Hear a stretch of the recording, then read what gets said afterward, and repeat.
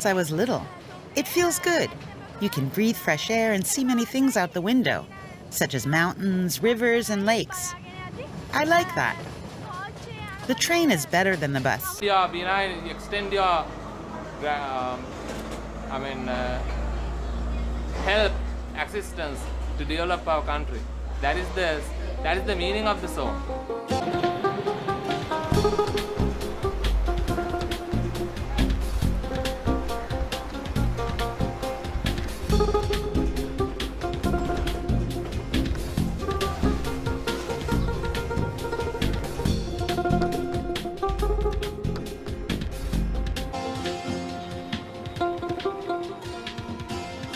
Sri Lanka is classed as a developing country.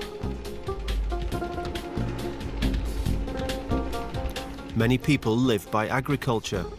Often €50 a month must suffice for an entire family. That's not a lot here either. Tuk-tuk to Sri Lanka's biggest tourist attraction.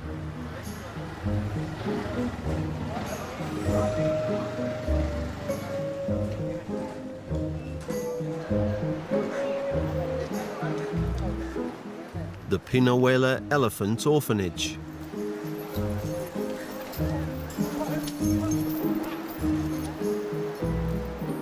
The daily bath in the Maya Oya River is a sensation. Baby elephants and injured adults are nursed back to health here in Pinawela.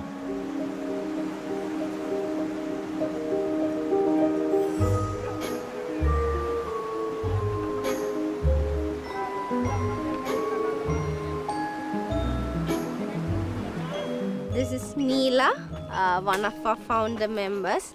He's now about 60 years old. He was brought into Pinnawala in 1975. So in 1975 was the inception of this organization. It started off with 5 baby elephants and he was brought in here as a baby. Now he's a very big one and he has fathered about 5 babies for us. We have his daughters and sons with us.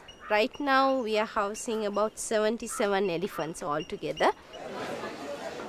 There are 4 baby elephants making the tourists happy here at the moment. They are bottle-fed 6 times a day, getting up to 7 litres of milk. The animals are clearly happy.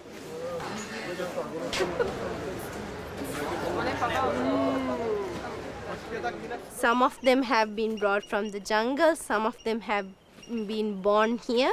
The sick elephants are kept separate. They have become sick because of certain accidents like train accidents and sometimes fights within the jungle. So we keep them here, treat them and give them a good life. Long and lucrative tradition of goldsmithery. These days, it's mostly for tourists. That brings in good money. A goldsmith earns around €200 a month.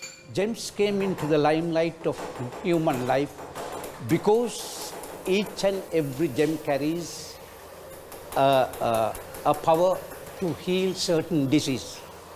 This was medication at the beginning, even though now it has become a fashionable thing or an investment type thing. Sapphires in many different colours. The design is also made in Sri Lanka.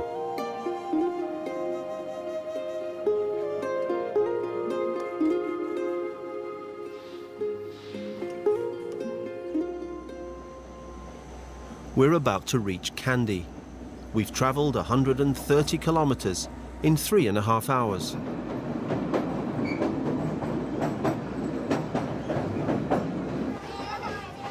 The climate is significantly more pleasant at 500.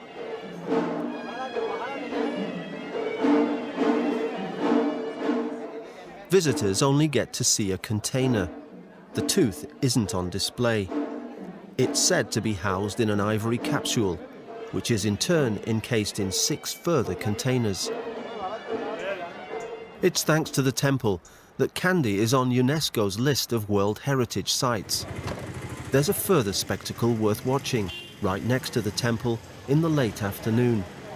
Asarodon Ubatus bats, otherwise known as flying foxes, are getting comfortable.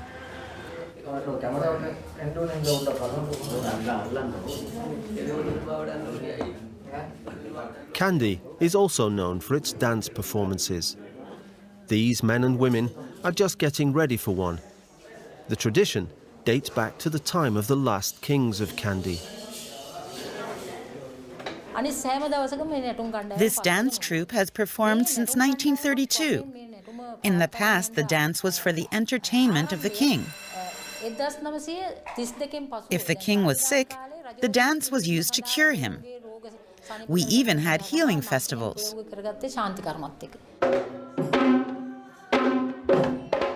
Today, the dances are mostly for the tourists.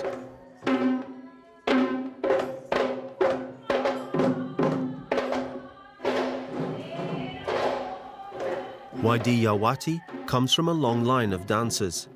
The dancing tradition is passed on from generation to generation.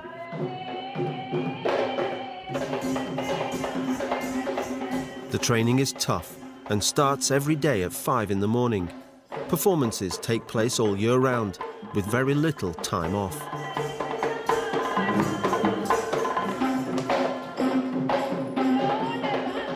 The performances consist of up to 11 different items.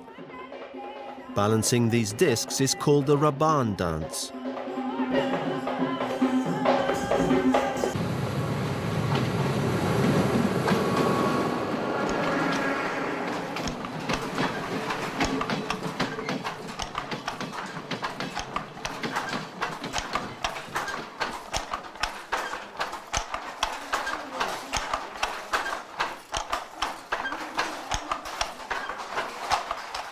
The working population up here, mainly the women, are employed in the many textile companies.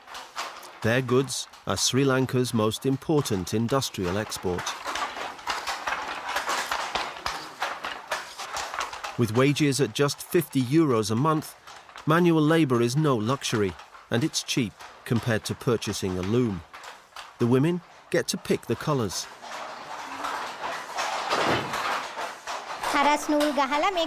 We tend to use strong, bright colors. In a day, you can weave a sarong that's around 2 meters long. The thread is spun on the spindle they've made themselves.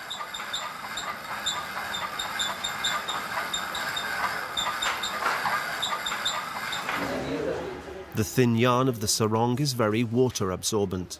It's made of cotton and very pleasant on the skin. Silk is less practical.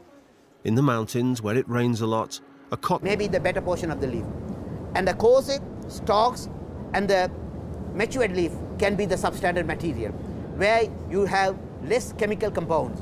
Where the young leaf is concerned, they have the better quality and the flavor by the way of chemical compound. The caffeine, amino acids, polyphenol, and some aromatics and essential oil are very rich when the leaf is young. 100 people work in the Halpa tea factory, which is around 100 years old. After the tea leaves are dried, they're broken up by being rolled and shaken.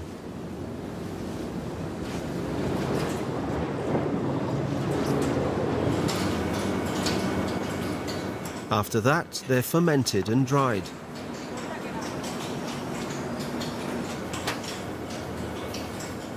The next step is to sort the tea by size.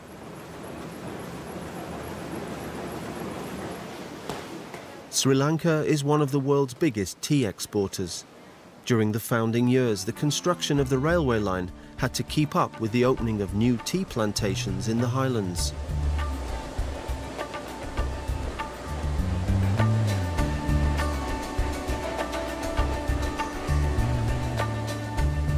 The railway has long since lost the significance it had in those days. Best time for the main line was during the time of the British, when they were transporting the produce. When the tea is being produced over there, with the changeover to road transport, not a pound of tea is being transported by train today. Get this token. And that's how they know at the next station that a train is coming. They ring 4 times in response and block their token. That unlocks my token. I can get it out and give it to the next train, which can then travel safely to the next station.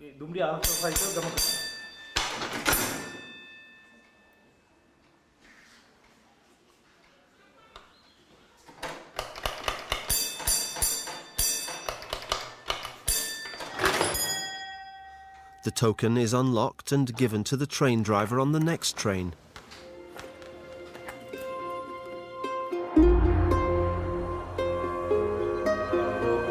Unfortunately, there are no longer any train tracks from Nanu Oya station to the famous hill station of Nuwara Eliya. The writer Hermann Hesse of Steppenwolf fame had an enjoyable stay here in 1911.